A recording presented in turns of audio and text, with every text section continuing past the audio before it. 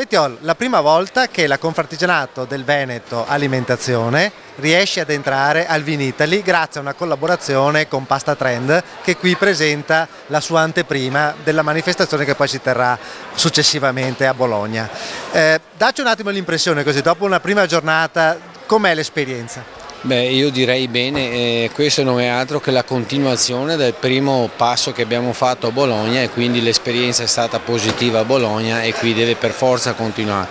Credo che il nostro contributo in questa manifestazione sia importante, perché presentiamo dei prodotti che prima non c'erano, prodotti che sono altamente qualificati e riconosciuti soprattutto da chi li utilizza, chi li mangia, dal ristoratore, dal consumatore e dall'operatore soprattutto, per cui la mia impressione è positiva.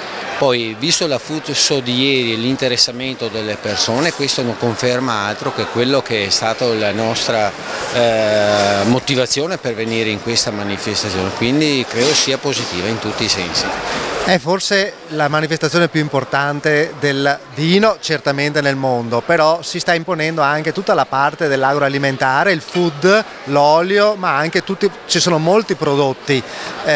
Com'è la concorrenza con le altre regioni? Vi siete guardati un po' intorno? Beh, se parliamo di questo settore, diciamo che la concorrenza è una buona concorrenza.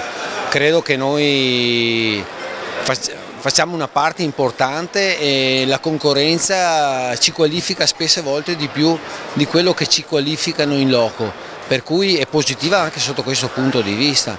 Io credo che la nostra presenza qui sia accompagnata dal vino, ma da altri prodotti che sono prodotti che praticamente convivono nella tavola e anche in determinate occasioni importanti, per cui credo sia molto positiva la nostra presenza in questa manifestazione.